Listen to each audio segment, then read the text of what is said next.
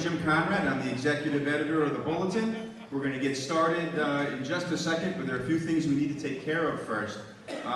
First, I'd like to take an opportunity to remind you about some other upcoming political events that the Bulletin will be hosting this month. On October 22nd, at Eastern Connecticut State University, we'll be hosting a conversation with the 4 candidates for the U.S. House of Representatives. That'll be at 7 o'clock, and if you watch the paper, you can get more information on that. All tickets are free for that. Also, on October 24th, we're going to have a special night at Norwich Academy. We'll have a conversation between Ray Hackett and outgoing U.S. Senator Joe Lieberman, and that conversation is free as well, so we encourage you to attend those. Now let's talk about tonight, once we get those out of the way. First of all, it's my duty to inform you that there are emergency exits over here and in the back the way you came in, just in case. Hopefully there won't be an emergency, but just in case. And I will not be serving peanuts after this.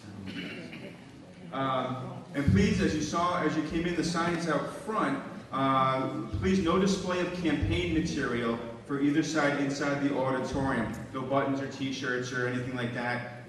Please keep your campaign literature down. We want to make sure that this is a good environment for tonight's event. There'll be plenty of time afterward to take a look at the campaign literature and to show off your buttons and things. Also, I will have my cell phone with me and on, okay, because I'll be tweeting tonight. However, I'm turning the sound off, so hopefully no messages or phone calls will be coming. If you can do that, if you're not using your phone, please turn it off. And if you are, please turn the sound off. If you want to use it to take photos or to post to Facebook or tweet or anything, that's fine. But please make sure the sound is off. Now a little bit about tonight's event. People think of it as a debate, but it's not a debate in a traditional sense. It's a conversation between the 2 candidates with Ray Hackett as the moderator. Instead of a rigid time that you might see in other debates, like televised debates, 90 seconds here and 30-second rebuttal here, the candidates each get a block of time, and it's up to them how they use that. We have timers in front that'll be letting them know when that comes and goes, but so if a candidate goes a little bit longer with an answer, that's their responsibility and their option to do that. Also, I'm going to ask you to please hold your applause until the end of the night. Please don't use up your candidate's time by cheering them on. Let them talk about the issues and what they want to talk about, and obviously feel free to cheer on your candidate at the end of the evening.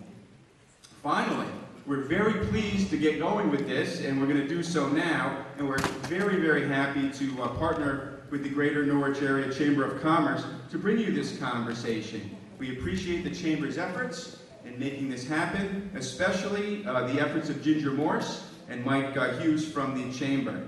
So let's get started, and please help me in welcoming the President of the Norwich Chamber, Ben Lathrop. Ben?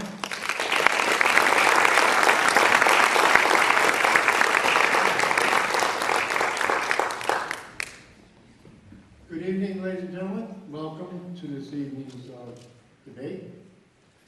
A couple of things I'd like to announce. Come here, sit down. I'd like to thank Tom Gion from Kelly Middle School for his help recording the debate tonight in the public schools. But I want to recognize Mike Hughes from the GNACC Legislative Committee. Mike, thank you very much for your organizing expertise of tonight's debate and your committee. And a couple of our timers here, Andrew Nolan and Seth Owens. Thank you very much. It's a critical job on your part. And now, if I may, I'd like to bring in the debaters and welcome them this evening. I'll start with Cathy Osten-Coutu. Read a little bio. It's an abridged bio. I know both of you have lengthy bios, but Cathy is currently the first selectman in the town of Sprague, running for the state senate in the 19th district, of course. She was born and raised in Norwich. Cathy is a graduate of NFA and a Vietnam-era veteran in the United States Army. And during that time, she earned the rank of sergeant and was deployed to Japan as a translator and an interpreter. Cathy is a retired corrections officer and currently serving her third term as first selectman in the town of Sprague. And welcome to this evening.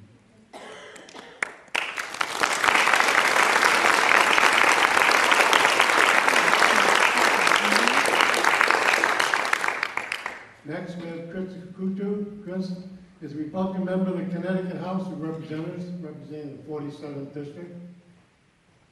Chris is a 2012 Republican candidate running in the election for Connecticut State Senate District 19 also. Chris was born and raised in Norwich, and after school, Chris served in the U.S. Air Force and the Air Force Reserves. In 2009, after serving in the as an enlisted uniform for 14 years, Chris graduated from Officer Candidate School and presently serves as an adjunct general officer in the Connecticut National Guard. And Chris, welcome to tonight's debate.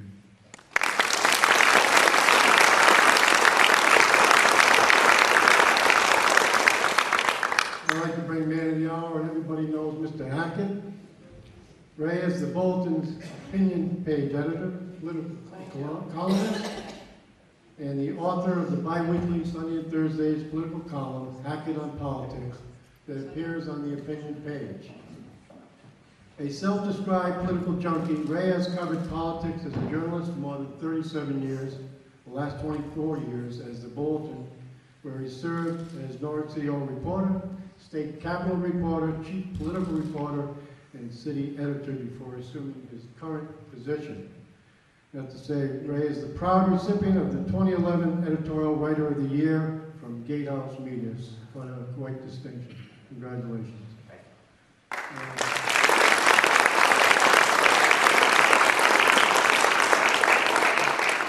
One other word to the audience on the Greater Norwich Area Chamber of Commerce. We again welcome you here, and we will be sponsoring future debates, whether it's this year or next year, but I think it's extremely important that everybody gets to view and to talk and debate, and everybody at this stage, if they're not decided, they will be out hopefully this evening. So everybody have a good time, and good luck to the candidates and your debate.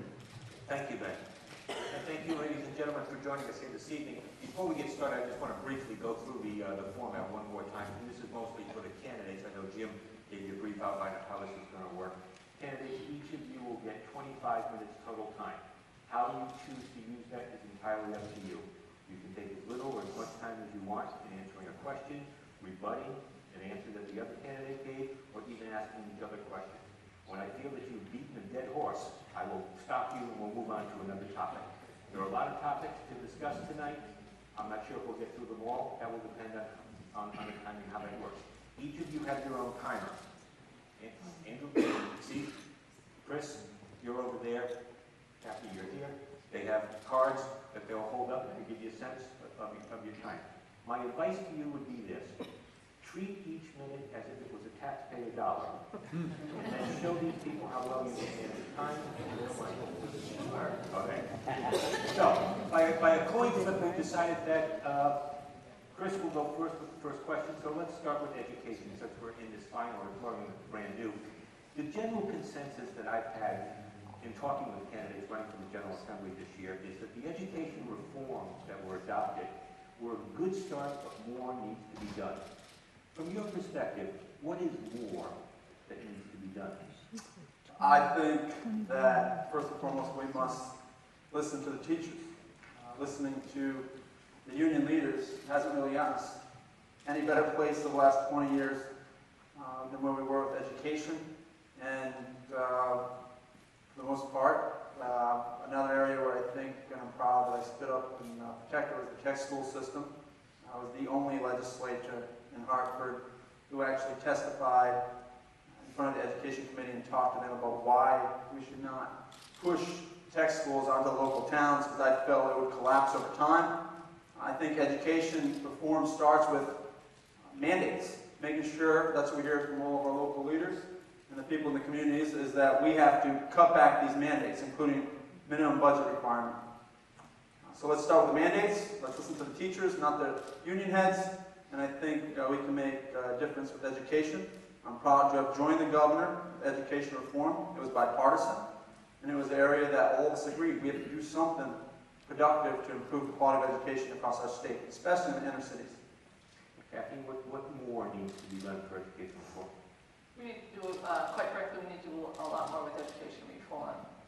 It is a good start that provided, the education reform bill provided a collaborative mechanism to solve some of the problems in Connecticut. But as anybody who's been a municipal leader knows, 3/4 of every municipal budget is education dollars.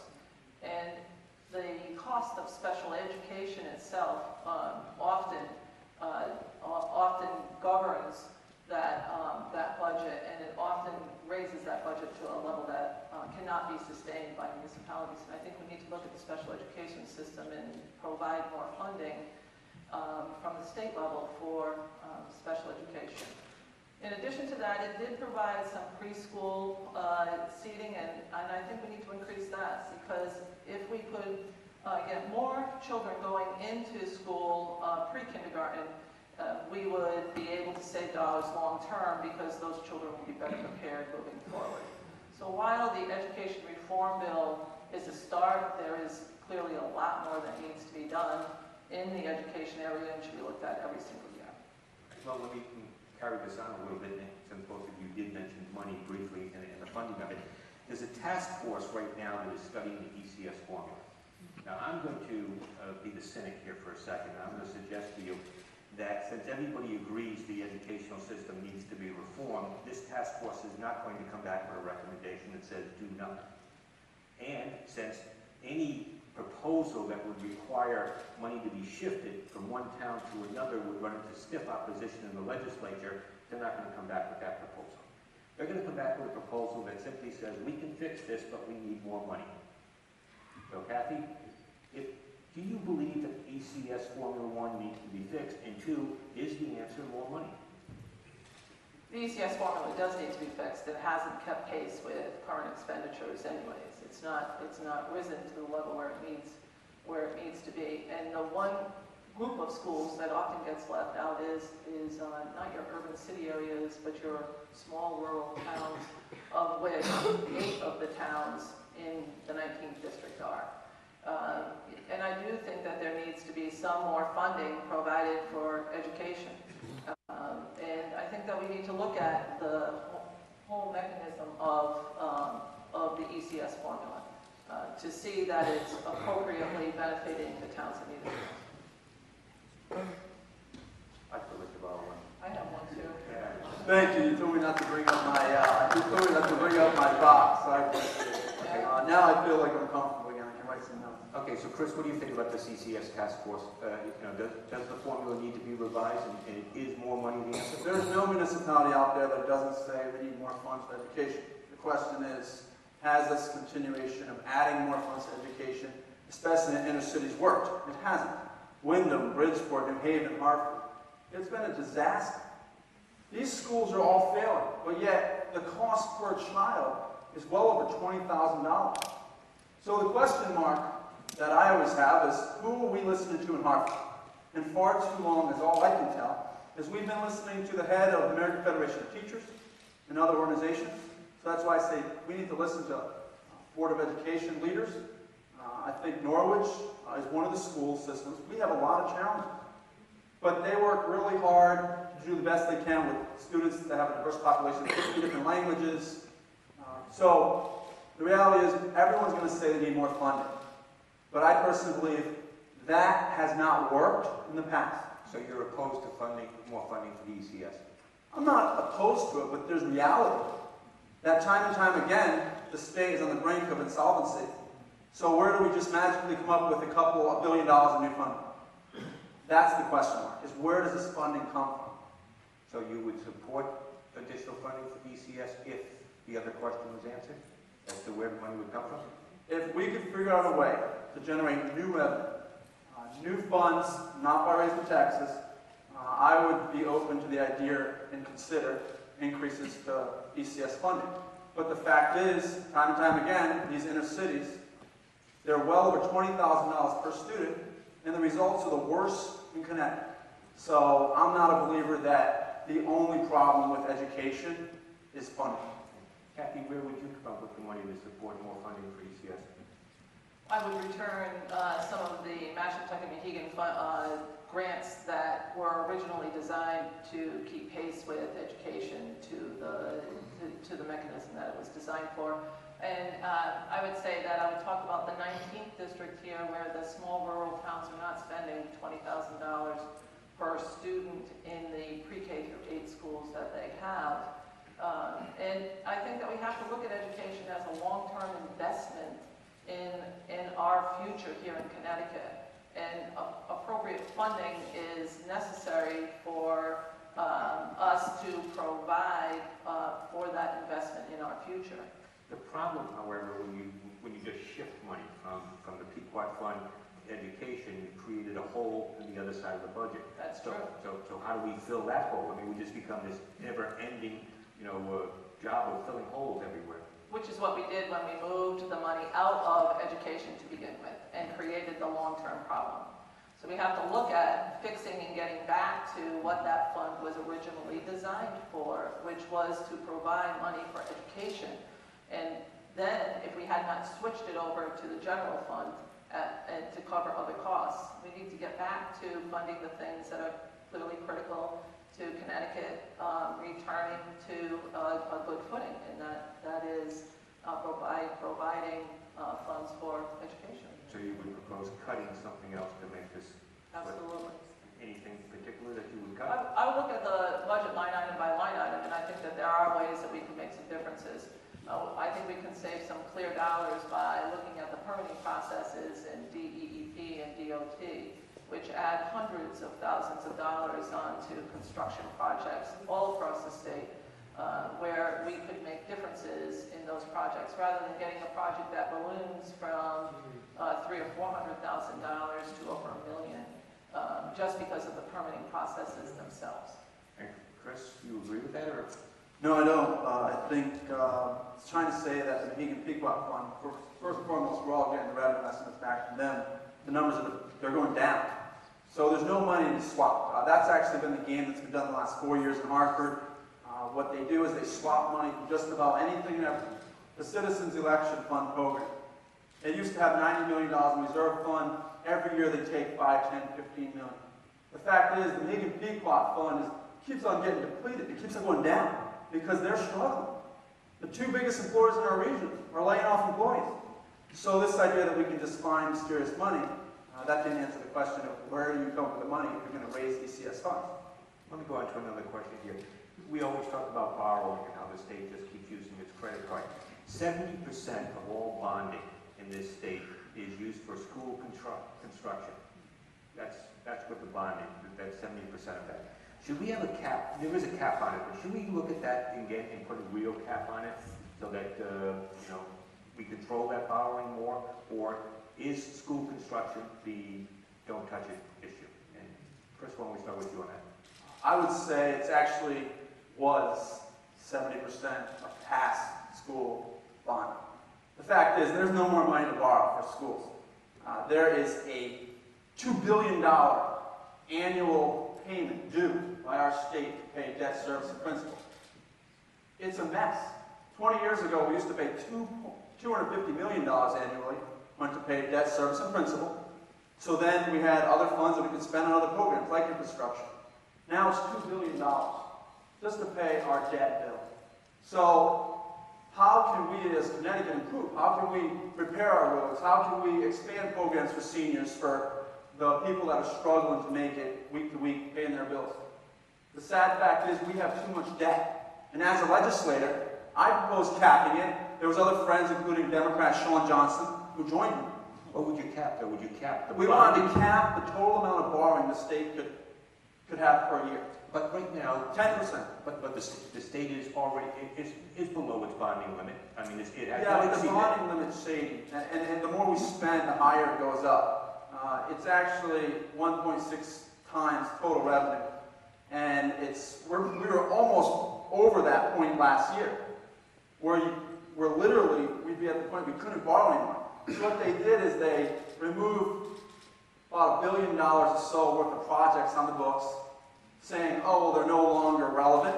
And then they funded Dempsey Hospital for $1 billion. That's how they were able to push more borrowing for that project. But it's still under the cap. It's still perfectly Barely. legal. But we want to make the cap have some teeth, which should be 10% cap on total borrowing for the state. So if the general budget is $20 billion a year, it just went up 5% last year, 5% increase in spending to $20+ billion, we would actually cap borrowing at 10%. So that would be $2 billion. Right now it's beyond $2 billion, and that includes, I believe, there's also borrowing for transportation fund. They have a general fund for that. It's actually went up about 150% the past 20 years. So that went from 200 million to 350 million in the last 20 years. But the general borrowing has went from 200 million to now 2 billion. It's out of control. Cathy, what do you think about the borrowing and the bonding?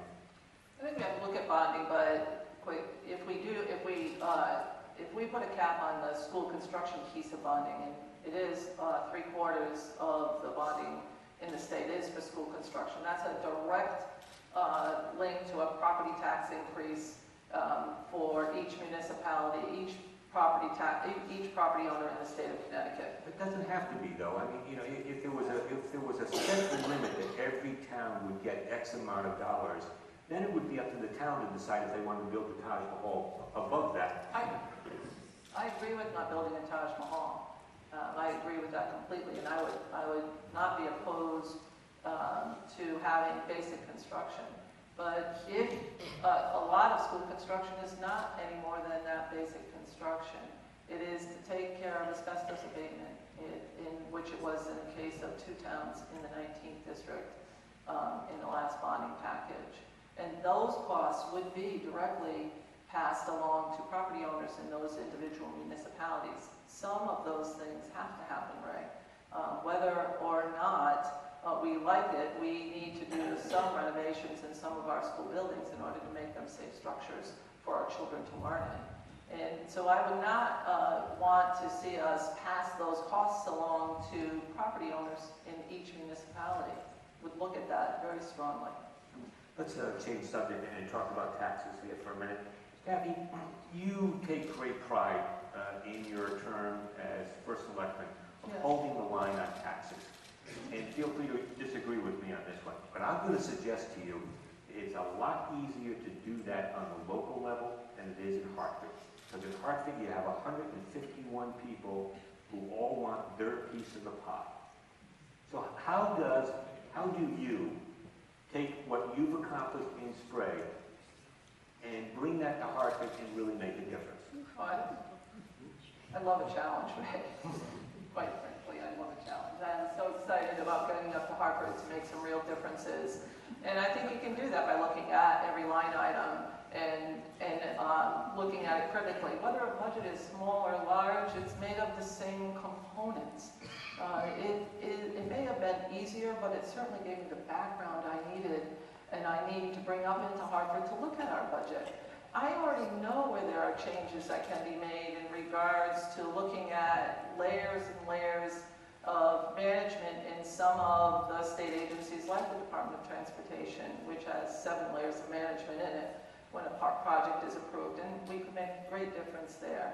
And I'm extremely excited to get up there to make some real critical differences by looking at our infrastructure. Part of how we have driven the costs down is by looking at our utility costs every year to see where we can drive those costs down, or looking at our insurance costs and driving those costs down. That's where our real big differences have come from. Chris, you were opposed to the $1.5 billion tax. Do you want me to actually respond to what my opponent said first? If you like. Yeah, I mean, I would like to believe in the perfect utopian world there was no tax increases.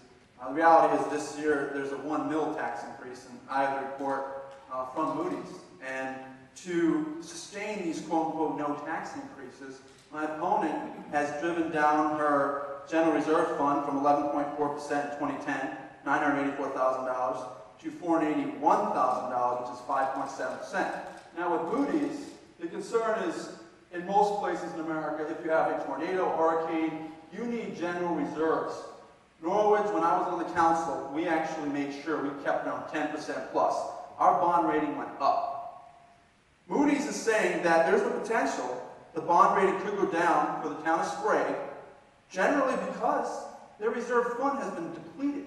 So by not raising taxes, by supposedly running things lean and mean, the numbers don't say that in the Moody's report, which was just released August 31st. And they say bonding rating could go down because of failure to restore the general fund reserves and cash in fiscal 2013. And they also mentioned the 1 mil tax increase. So I'm just curious how my opponent can say that everything's been great in Sprague, but the reality is the general fund, while she's been in charge, has been depleted by 50%. She puts it in the bottom tier. You made your point. Let's have her answer. Go ahead. Thank you very much. We had 4 years of no tax increase. When I took over as first selectman, our bond rating was an A3. It is now an A1 rating. And they kept it as an A1 rating this last year. And they cautioned us on that. We changed auditors in the last year also. And the auditor moved $350,000 from what used to be part of our fund balance over to reserves. And what that was it was what is called small cities income program money. It's loaned out to different property owners to fix different parts of their houses, whether it's a roof or a furnace. And because the money is not returned to the fund balance in a 60-day time frame, he felt that it was better to be moved over.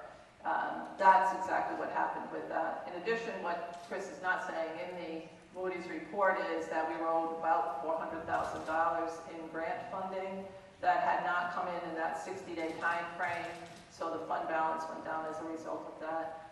We've reported most of that already in this next fiscal year. And that's the additional line item that Moody's report said. And they kept us at an A1 rating. Again, we went up from an A3 rating when I first took over to A1 rating. Certainly spectacular in a small town like the town of Sprague. What I'll just say is that that's accounts receivable. Norwich, we never played fuzzy math. And that's why we actually had a really high rating. And we sustained it and improved it. We made sure that our general reserve fund never went below, at the bare bone minimum, 8%. So it's the danger zone when you get to 8. I believe they're now at 10%. Most towns hover around 10%, because everyone knows you can't be giving out money to homeowners. You can't be giving out the town's reserve fund to all different groups, and then come here and say, listen, we're sure and Moody's is wrong because it's dropped from 11.4% to 5.7%. They can do, there's differences between balance statements and income statement. This to me is more like an income statement. At that point in time, what is the exact amount of funds in your reserve account? And that's why they are saying there's the potential that the bond rating could go down because of failure to restore general fund reserves and cash in fiscal 2013. There's other things in here that concern me. I mean, in Hartford, that is my area of expertise, is the budget. And that's where I think we need leaders to understand. You can't keep on borrowing. On that line, then, let me ask you this question. Yes, sir. You opposed the $1.5 billion tax increases. You voted against the budget. You sharply criticized the governor and the legislature for those tax increases. What are you offering instead? Because I haven't heard you say anything as far as an alternative. Well, I'll give you some examples right now that pretty quickly could save $1 billion. First and foremost, what I'm saying is we shouldn't have a 5.5% increase in spending. Right there is well over $1 billion. That was last year. There's a problem when every year for the past 20 years, we have the casino revenue, we have the lottery, we have the income tax, billions in new revenue. But every year we have more debt, we have more spending. So what do? You've got to live within your means like every Connecticut family, like every small business is doing. Time and time again, Connecticut government says we're different. We can spend more, we can borrow more. Well, we can't borrow anymore because we're capped out, and we cannot spend anymore because even the governor's admitting his budget isn't balanced. It hasn't been balanced since the first day it was passed. And that's why I actually took the governor to court, because I believed his budget would never be balanced, and it wasn't. Well, let me finish the question. We can go there next, but let me finish the question. Then you can try to get me on that one too. But the fact is, Medicaid cuts, there is a lot of fraud. And everyone knows people who are abusing the Medicaid system. We had 100 state employees that actually abused the food stamp program. What happened? Where's the oversight? We had a $50,000. But that has nothing to do with taxes. Well, but I'm saying there's a lot of fraud, there's a lot of abuse throughout government, and you're asking me where to find these areas. Medicaid, if we went after it, like we proposed in our budget, That's not what I asked. well, let me go with $1 billion in actual, the cuts that I'm proposing that we need to do. Live within your means, 1% yearly reductions in spending. How hard is that? There's not a family in this state who hasn't cut back spending 10%. We do that instead of a 5.5% increase in spending. That's hundreds of millions of dollars annually. Medicaid, going after Medicaid fraud, hundreds of millions of dollars. Empower local community providers, Reliance House, Access, all these local organizations that are doing a heck of a good job and can save the state hundreds of millions of dollars. Things like bus to nowhere. Do we really need a bus to nowhere? But that doesn't affect the taxes. But it affects borrowing and bonding, Yeah. which we have to pay back. And when we're paying $2 billion in borrowing annually to pay our credit card bill, then we have less money to spend on other programs and also to have a balanced budget. So those are just a few examples. I'm more than willing to and open to listen to my opponents showing examples that she thinks we should reduce spending. Well, before we get to there, since you raised this question, you and I have had this discussion many, many times about your Yes, lawsuit. sir. All right? Yes. How do you justify suing the governor and the legislature for violating the Constitution when the week before that you voted to violate the Constitution for the same reason? Well, the fact is, the governor has the power to sign into law the budget. But you voted for it. I didn't vote for nothing. I was signing You the budget. voted for a Republican budget that Well, did exactly the this same is thing. one when, during the editorial room, me and Ray agreed to disagree because we're not going to agree to this. I sued the governor because the sad fact is we knew the union concessions. We're going along with this. Heck, you tell us you got $2 billion in union concessions, we're going to go with it. We didn't believe the magic box would come up with $100 million. We didn't believe technology advancements would come with $200 million. Both of them came in at a big fat zero when they were supposed to be $300 million. But the fact is, me, Senator Suzio, a few other people, including a state employee, said, look, we don't believe this budget's balanced. And when the governor signs it like he did, he's every month since the budget was implemented, I've been proven right. It's been short up to $300 million in the past fiscal year. It's short now. It's never been balanced. You're using up a lot of your time, so let's make. Cathy, the issue was this issue about taxes and the state taxes and the $1.5 billion. Do you see an opportunity in this budget or the next budget where those taxes can be lowered? Yes, and I'll try and answer the question, unlike my opponent. First, I would like to say that the spending went up 2.4%. The budget that Chris voted for, the spending went up 4% per year. So the budget did not go up 5%. It's not that it much matters, quite frankly. I think we should. It does matter. I don't know if I'm supposed to be interrupted the whole time, but try to answer the question. The fact is that we could look at ways to decrease costs, in particular in regards to utility consumption. Each and every state building could be simply weatherized.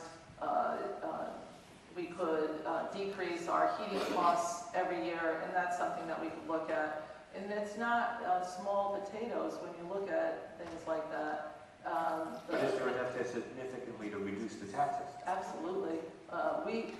That's each and every year we've driven our costs down as a result of utility savings. Each and every one of us every year drive our costs down in our homes by saving money on utilities in and of themselves, by being more frugal with what we do.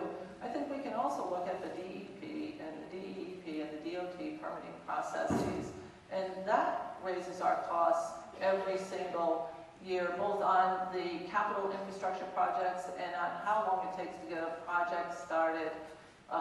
And I think that we could also look at bringing jobs into the area, which will increase the amount of revenue that we have, so that we can then drive those costs down.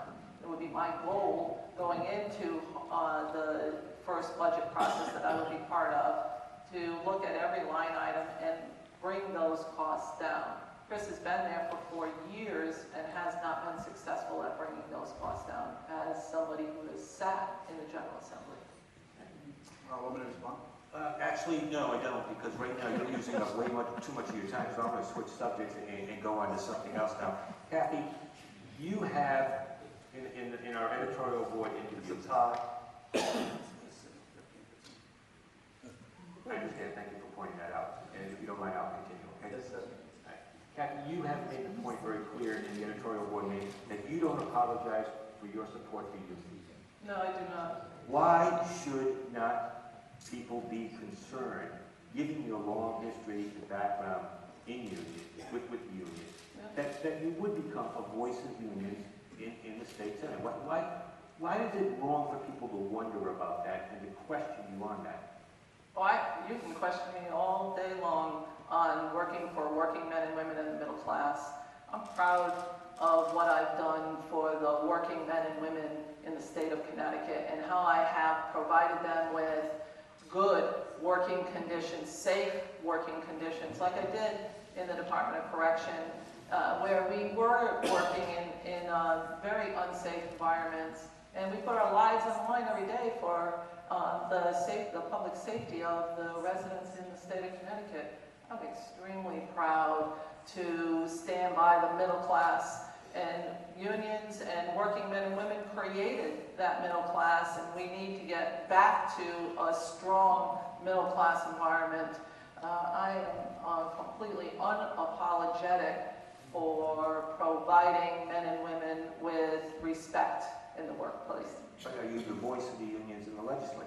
No, I'm not the voice of the unions. I'm the voice of the residents in the 19th district, the voice of seniors in the 19th district. I'm the voice of children in the 19th district, and I'm the voice of working men and women in the 19th district. Chris? I've been always very clear. I represent Republicans, Independents, Democrats, you name it. I represent America, Americans. The bottom line is we don't need leaders who start out a state and say, listen, I only represent one certain group. Cathy was in Hartford. As much as she likes to make it she wasn't, she was. They proposed a plan in 2009, and it was all about raising taxes. It was exactly in line with the fairness bill that Governor Moy proposed, his budget. Debate number one, she says she supports it. So I represent all the people. I have Democrat friends who are in this audience who vote for me and tell me and support me and call me. And the reality is we don't need any more leaders who only represent small segments of our population. And that is the one big question mark with my opponent. And two, if you're going to be the selectman of a town, people have tried this before. I had to leave Norwich because in her charter, you can't do both. Bob Cogden did one term, and he realized it doesn't work. It's too much of a conflict. But in a Senate district, it's even harder. Because when a grant's coming in, and there's only so much money in the street grant program, and when I'm helping my opponent get a grant, because I signed off on some of the grants she received, in Hartford, the library and other things, we work together sometimes. But the fact is, if you're the town leader of Sprague, and then you're about to receive a grant, either you or Marlboro, and you're getting a $40,000 paycheck, who are you going to support? That's the question pertaining to, can you do multiple jobs at once? Is it illegal? It probably is not illegal, and that's fine. I'm saying there's a perception problem that I have. If I'm a resident from Marlboro, a resident from Norwich, and we're competing for the same dollars, and my state senator is actually working for a town getting a paycheck that she's been represented for 5 years, that makes it very tough. And all the people who have tried this over time and decided it doesn't work. So Bob Cogden, he did one term and he left. It doesn't work. Cathy, you want to respond to that? Sure. It isn't a conflict of interest. I have great pride in what I've done for the town of Sprague, and I'm not certain what grant Chris helped us out with, but we didn't get a steep grant for the Chris bill. So I'm not certain which grant he's talking about. But he should know that and the people in the town of Sprague know, and the people in the 19th district know, that I will represent every person in the 19th district, not a small segment of population. Chris likes to talk about himself as someone that represents the people, but he represents special interests. He has been endorsed by right-wing, conservative, ideological groups like the Family Institute, like ALEC. He took money from insurance companies for his congressional run while he sat on the insurance commission in the General Assembly and was still voting on bills. Chris is an ideologue on conservative right-wing issues all day long. In regards to First Selectman of Sprague, I worked full-time from 2007 until 2010 as a lieutenant in the Department of Correction, and I never had a hard time doing either job. So it's not a hard time. I've worked 2 and 3 jobs since I was 14. It's a matter of life for me. Well, let me be very clear. We are in the 2012 year. I have not received any endorsements from the 2 groups that you mentioned. I am a member of ALEC, and it's an exchange council that proposes legislation, and you talk about legislation. It's a good thing. I've received the endorsement of the National Federation of Independent Businesses, the largest independent business organization in America. That's because they know I'm pro-business. They know I'm pro-jobs. My opponent, they would never support her. Because every piece of legislation that she supports, captive audience, a bill where you can't even talk to your employees, my opponent supports that. Because if you do, you will be in trouble. It actually was proved unconstitutional after we fought it on the House floor. I was also endorsed by the Realtor PAC. Thousands of realtors across the state, their PAC, their organization supports me. And 3, when you run for Congress, which is a completely different race, 0.05% of all my funds came from what I would consider remotely special interest groups, $1,200 actually. My opponent, at the time, had well over 50%, $650,000 in special interest. But primarily pertaining to me and my opponent. Last election cycle, we had the citizens' election program. It's capped where you both get $31,000. There's a loophole. Special interest groups can give you funds. Well, no. Leadership PACs. No. Special interest groups cannot. The only PAC that can contribute is a leadership PAC. PAC, but where does those leadership PAC funds money come from? Where does the money come from? I just want to make sure that we're straight. And again, you're running about a good 4 minutes ahead of time here. So if you've made your point. Okay, well, let me finalize. Obviously, National Federation of Independent Businesses, the Realtor PAC, my opponent is saying those are far right-wing groups. I vote proudly with the majority 70% of the time. But there's 30% of the bills that I don't agree with. So to make an accusation like that is baseless and wrong, and from someone who has a $53,000 state pension is going to be getting millions of dollars in the next 30 years. To come out and say, I have no reason to question things. How would you be able to go to Hartford and question things when you're going to have a $3 million state pension over the next 30 years? Better I don't get it. Better answer.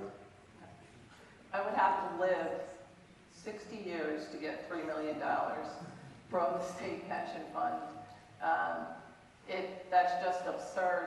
Actuarial studies show that correctional staff have a mortality rate around the 56 or 57 year range. That's where I am today. It's just not going to happen. I'm going to live 60 more years. I would be 120 years old, or give or take 117. So it's just ludicrous to talk about me making $3 million from the state pension fund. It's sort of silly. I'm not certain what Chris is using for arithmetic. I also find it to be sort of demeaning of a very honorable profession. I put my life on the line for the residents and the people in the state of Connecticut. Proud to have done so. But corrections is a dangerous business. And I joined the Department of Correction because of that promise to correctional staff that they would get a pension fund. And I'm not going to apologize for receiving that pension fund, but I don't think I'm going to live for another 60 years. This campaign has been negative, personal, ugly at times. Are either one of you embarrassed by your involvement in this campaign? And we'll start with you. I'm not embarrassed. I have not attacked Chris on a personal level. I haven't. I've talked about him being in the service as an admirable thing. He is in the National Guard. I am an Army veteran, Chinese linguist. Very proud to have done that. But on a continued basis, Chris has disrespected the 21 years that I worked for the Department of Correction when I put my life on the line for the residents in the state of Connecticut, keeping the most dangerous people that we have in the state incarcerated. And I'm not embarrassed by anything that I've done on this campaign. Chris, and try and keep your answer short because you are running out of some We're time. tied again. No, you're not. You're about 4 minutes ahead of her. Go ahead. Can you get an exact count where we're at, since we're within the final 10? We could, 1 second. How about an exact count, gentlemen?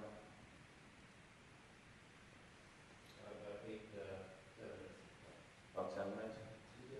1 to 10, so you're So I can do a quick one on this. Well, I just want to make you aware of your time. You are running fast, so. Right. So. Well, I'll just say, it all started with the question that I would have participated in debates last time. We had 6 debates, so that was false. Last debate that I'm against women and children. That's ridiculous. Me and Cathy Austin will difference in opinions. This is a political campaign. We're very passionate people. I will give Cathy credit on that area. So the reality is, I don't think this has been a really negative campaign. We're not running ads that are negative. I haven't released any negative information on my opponent, other than just I question the perception of if she's a town leader. Could she be also a representative for 10 other towns? And 2, she's going to be getting a $53,000 pension, plus benefits. And that's a good 30 years is $2.8 million. Well, let me ask you So this the question is, do you think can you go to Hartford and really advocate for a more balanced budget? She wrote an op-ed saying that she doesn't agree that future employees should do a 401k plan. Well, how do we balance the pension funds that are going bankrupt? But this is twice now you've mentioned her pension. Are you suggesting that she hasn't earned that? Well, it's not about earning it, it's about is it sustainable? When our pension fund is now pushing 50%, the lowest in America, and the Democratic legislation in Rhode Island and the legislators and the treasurer all saying, listen, we have to go to real reform. We have to do 401k plans for future employees to sustain her pension. So you're suggesting then that every retired state employee who gets a pension right now needs to look at that and possibly give something back? Not everyone's getting a $53,000 pension. So where are you going to draw the line? There is no line. Well, But what I'm saying is that it's unsustainable, period. So for someone like me, I'm the one elected official on stage saying, look, we have to go in a different direction because our pension system is bankrupt. Most companies would be shut down if they were at this low of a ratio. Okay. So we have to do something soon, and one of the solutions will be 401k plans for future employees. My opponent was an op-ed against that. Okay, that's fine. Concern. There are other issues I want to get to before we run out of time. You are very proud of your military service, and you should be. And I am assuming, so correct me if I'm wrong here, that you also support the state's efforts to hire vets and get them to work, correct? Of course, but there's federal programs, there's state programs to hire people. The results usually become, it's very expensive and the government tries to create jobs. I understand that, but did you support the state's $900 tax credit to local businesses that hire veterans? Do you support that?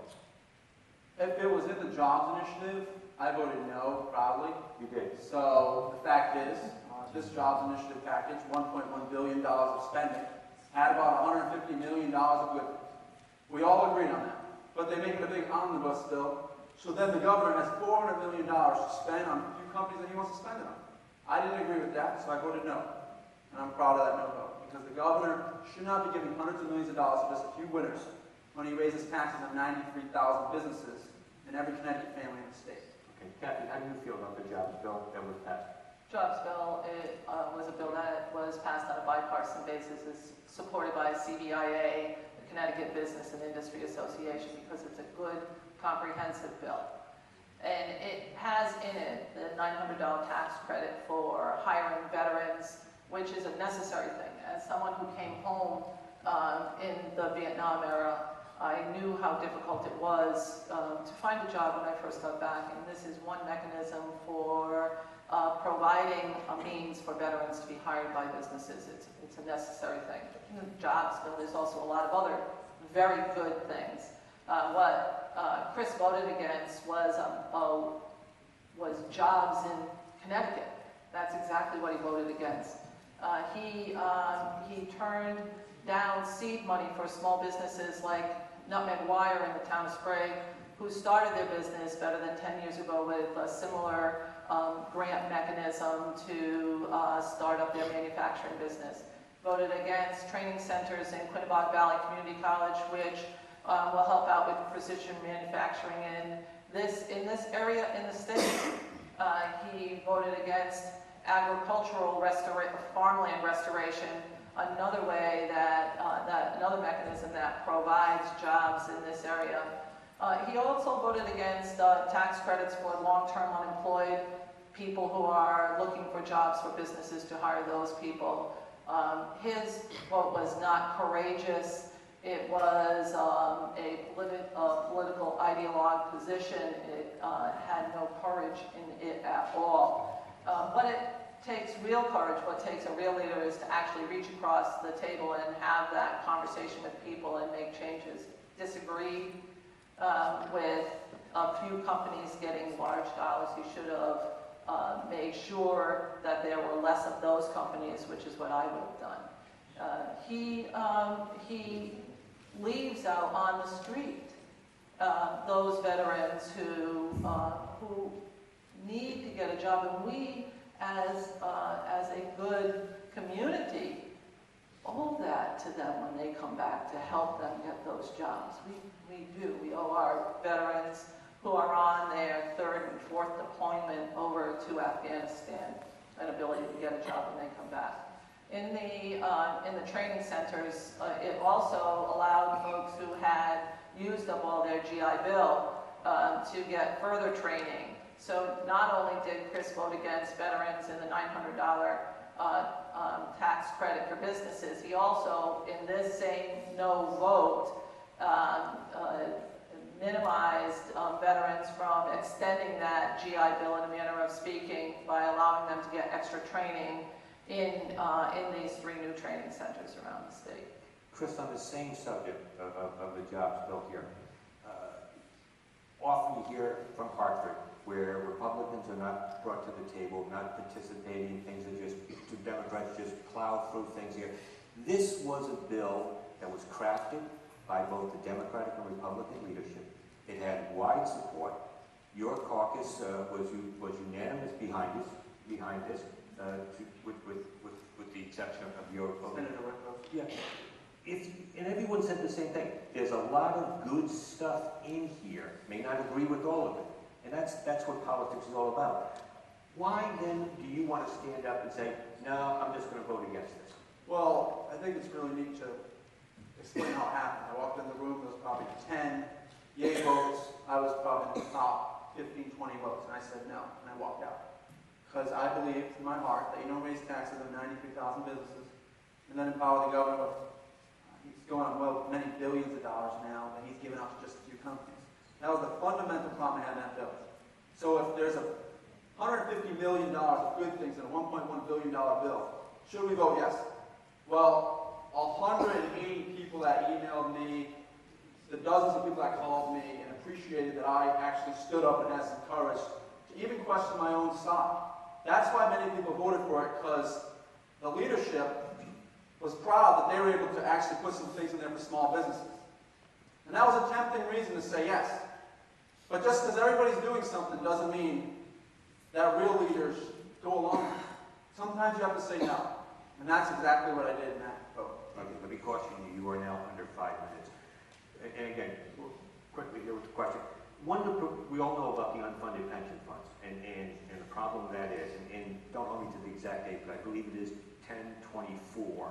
There's a balloon payment due, $4 billion. This state cannot afford to make a $4 billion payment to the pension fund in a single year. The governor has proposed a plan to reduce that balloon payment by doubling the annual contribution to the pension fund in an effort to reduce that 10 years from now. But in order to do that, he needs to move that out from under the spending cap. Very quickly on your answers here, would you support moving pension payments out from under the cap if it means addressing this ballooning problem that will bankrupt this state at some point? Yes or no?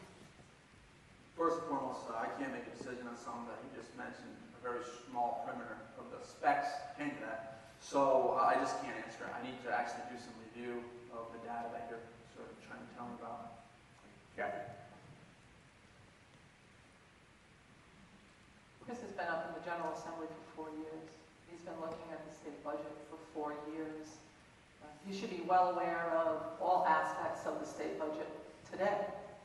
And for him to say that he doesn't know what is clearly one of the largest pieces of the puzzle in the budget is astounding. It's simply astounding. But on a short answer on the question, I would say yes, I would move that out of the spending cap so that we could address the long-term liability that the state has on the pension fund. And I think that that's an appropriate thing because then it cuts our costs in other ways, and it is not only a smart thing to do, it addresses a lot of our long-term fiscal problems. Well, let me ask you this question. Why shouldn't I be scared to death that if the Democratic majority were to move this out from under the cap, it would create this vacuum for new spending that would be perfectly legal? Why shouldn't I be scared of that? Because if you would have someone like me there who looks at things with a critical eye, then that would not happen. Because I would not fill that up with frivolous projects. I would look at it as a means to drop our costs, not as a means for us to create gaps to fill up with additional spending. But it wouldn't necessarily reduce the cost because the spending is still there. It's just being, again, shifted out from underneath the cap. So you're still spending what you have to spend plus double that. And there is then that risk that you have that much more room under the cap for additional spending. And I would say no to that additional spending. Would you insist that in moving it out that there would be some sort of stipulation that the cap would come down? I would look at that, yes. Right? All I'll say is that, as another elected leader, I would have a problem with Ms. Austin voting on the budget. That was a scenario. She's basically saying her pension should be removed from the cap, $70,000 annually, give or take. And the problem I bring it up is because it makes a direct conflict. You cannot vote on things. If you work in utilities, in this utility bill, you have to be very careful. So if you have a large pension, working 20 years, then how can you vote on a state budget, specifically the incident where you say, where you're going to actually move a large chunk of our budget away from the cap? That would directly benefit my opponent because it would secure the funds that she's going to receive. So that's where I say this is a very big issue, and it's just a conflict. If I could just say one thing, Ray, if you wouldn't mind. One thing that Chris neglects to point out is he is a member of the pension fund. He's also a member of the healthcare system that the state has. So I would just point out that every member of the General Assembly is a member of the pension fund, and as a part-time employee, he is in that pension fund after 10 years. It's actually been modified to 14 years. I don't plan on being in Hartford for 14 years. The fact is, I work very hard in Hartford, helping hundreds of constituents, doing the best I can to make sure we have a balanced budget, questioning spending, busting nowhere, and all these other things. All right, well, like I said, I want to get out to some more issues here, and you're both now under 5 minutes, right? Very quickly here, Delaware became the first state this past April to approve online gambling. It was an issue that was raised here very briefly last year, but then quickly got pulled away. You mentioned earlier the Mohegan Sun laying off 300 people. The reason Delaware acted was because they were afraid of competition coming from Maryland and Pennsylvania that would hurt their casino business, cost them jobs, and ruin and take down the revenue that the casinos generate for their general fund. If you look at the situation between Foxwoods and Mohegan Sun, they face the same situation. Competition, the economy is hurting them, jobs are being cut, etc. I think it's a very good bet that we're going to see online gambling come back up before the legislature this year. Would you support online gambling?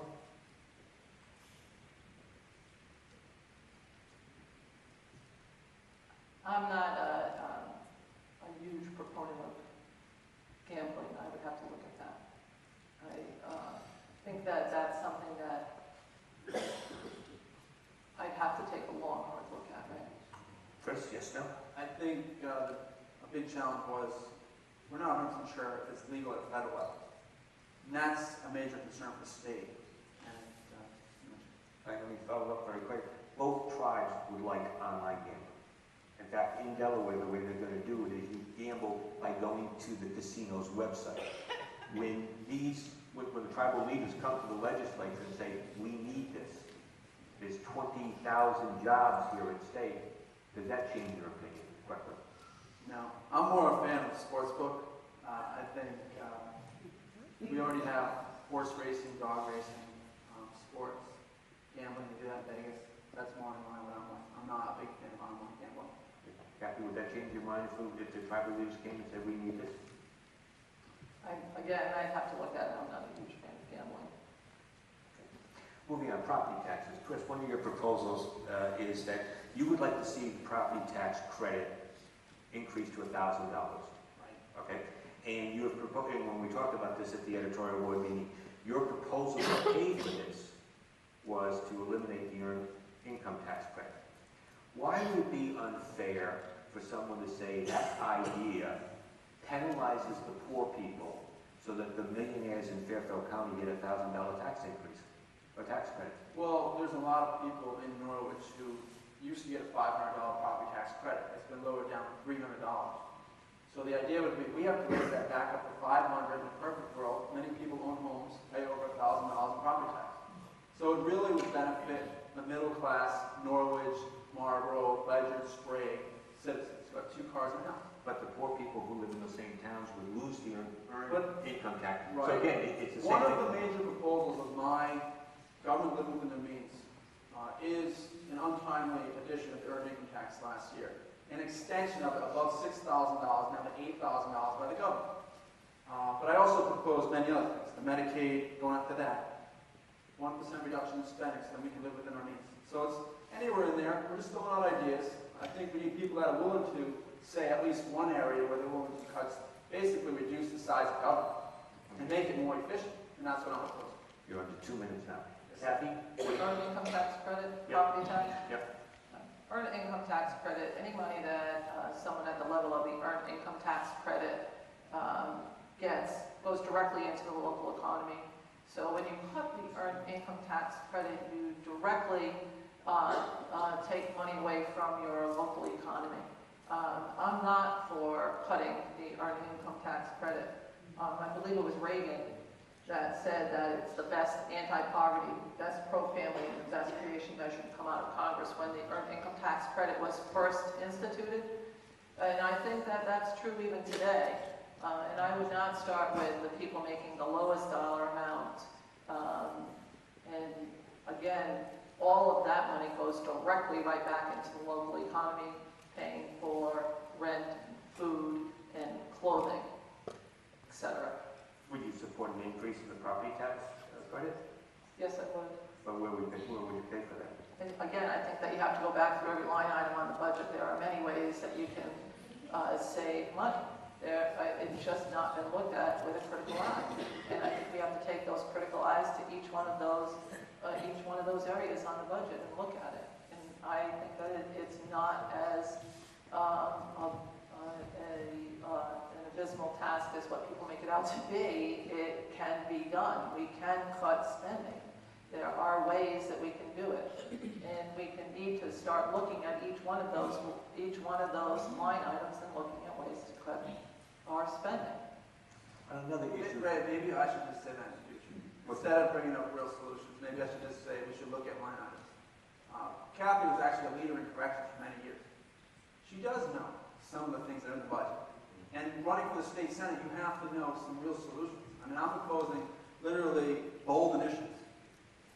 We're helping the taxpayer by giving them hundreds of dollars more in property tax credit, where it was 2 years ago. And then Medicaid, a slow reduction to make sure government runs efficiently. This is billions of dollars that I'm talking about. And my opponent can just say, we're going to look line item by line item. I've already done it. And that's why I've been a part of the budget process in Norwich. And it concerns me. Let her respond. What do you have to say about that? I would say that, one, I was a lieutenant in the Department of Correction, and I had nothing to do with setting the state budget over the last 4 years or over the last 20 years like Chris did. And if he had looked at the budget line item by line item, then where have those cuts come from? And he keeps saying that we all know people who are committing fraud. If he knows someone who is committing fraud, why isn't he reporting them to the correct people? Because that's what you do when you know someone is committing fraud. Each and every debate that I've had with Chris, he said, I know hundreds of people that are committing fraud on the Medicaid system. I don't know anybody that's committing fraud on the Medicaid system that I would not report on an immediate basis. And I'm wondering why he has not reported that. There was the 102 state employees food stamp program. There's 100 right there. But On the fact Medicaid is, plan? well, my point is on any program that the state or the federal government is providing some type of funds to, we all know there's Medicaid fraud. Doctors know. So we've had people analyze, and we need to do something. So we're proposing really focusing on Medicaid fraud. Now, if my opponent believes that everyone who collects Medicaid, including the doctors, are all doing the right thing, then so be it. All right, and I said you are very close to your 30 seconds at this particular point, so this is going to be the last question. And that is, here in Eastern Connecticut, we've got a quality of life issue people enjoy. And a lot of that has to do with the arts. And we talk about the line items in the budget. There are certain art programs, Mystic Seaport, programs like Mystic Seaport, that are actually in the budget with line items. There's been a proposal to take them out and put together a fund and make it competitive. Where do you stand on supporting the arts in Eastern Connecticut? And this will be your last question, and then go to Chris. Okay, Mystic Seaport, quite frankly, those are items that bring money in. So when you look at the arts and you look at some of the tourism that happens in Eastern Connecticut, it's one of the largest areas where Eastern Connecticut brings money back into the whole state. I think you have to look at that cost-benefit analysis of how many dollars come in on things like Mystic Seaport that are in the budget on a line item by line item basis. Most recently, a lot of the regional tourism dollars have been put together, and they don't end up back in Eastern Connecticut. Eastern Connecticut gets cut off if we don't keep some of those line items in. I think that we have to keep that in there. I also think that we have to recognize that each one of us has a record. When Chris voted in 2010 against supporting domestic violence folks, and against when he voted in 2011 against supporting mammograms for people with breast cancer, those are two things that are part of his record. When he votes for landlords in the domestic violence bill that he has voted against. I'm going to interrupt you until you get a closing statement, but let's stay on the issue of arts. Okay, I think that we should keep those line items in for Eastern Connecticut. We need to keep an eye on making sure that we're providing those tourism facilities with the correct dollars. Okay, thank you. Kristen, you've got just about 30 seconds left on the issue of arts and funding. Well, jobs, for goodness sake. The reality is block grant funding, which you're proposing, which you've stated, would mean everyone would propose their best ideas. And we'd fund those best ideas that would produce the best of the arts. It's a good thing. And the Republicans proposed that in our budget, which was a zero tax, not 4% annual increase in spending. We believe that people have to win some of these grant funds on the merits of their proposal. Thank you very much. Now, for final comments, each of the candidates will get an additional 2 minutes to make a closing statement and basically sell the deal. And by terms of a flip of a coin earlier, Cathy will go first. And let me just make sure that the timers are ready here. You just need the 1:30 and the stop. Ready?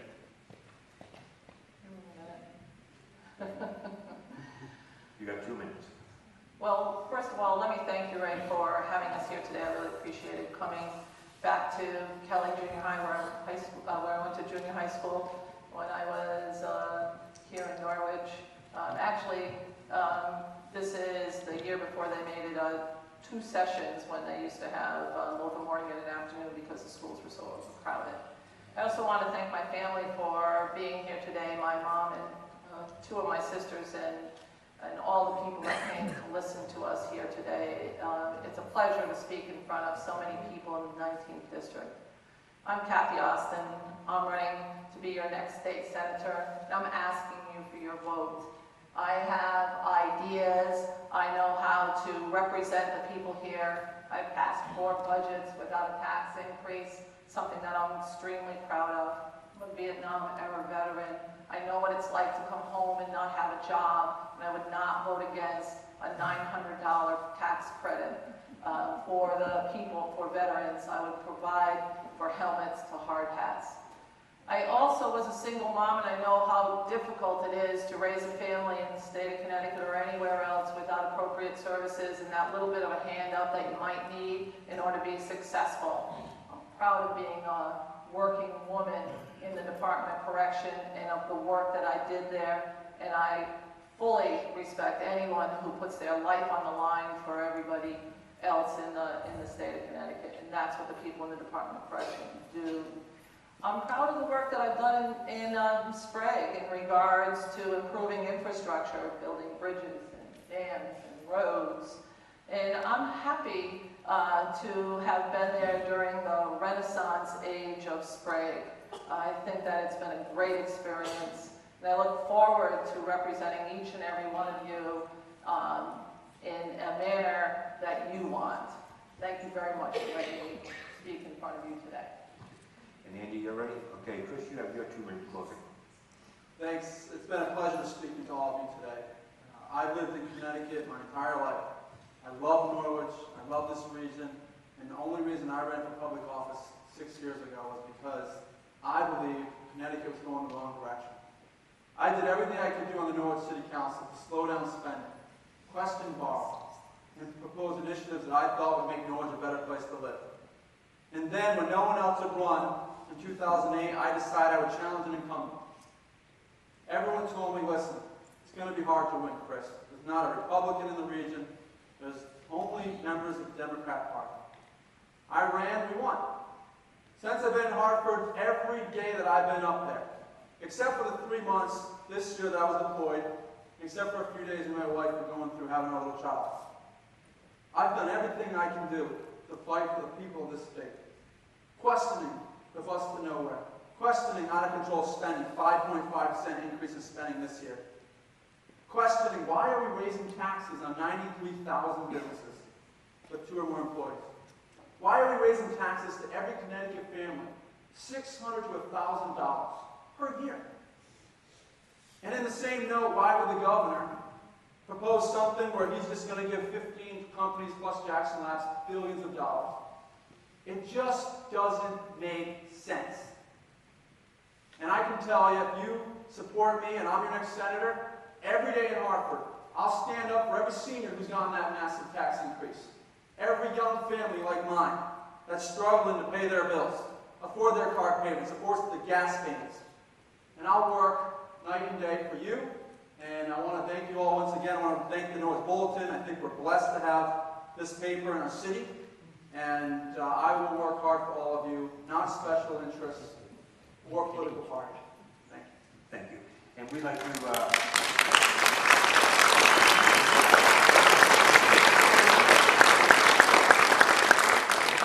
we would like to thank the Greater Norwich Area Chamber of Commerce for partnering with us, Ben and Mike, particularly our timers, Steve and Andy. Thank you guys very much. This would not have worked without your diligence.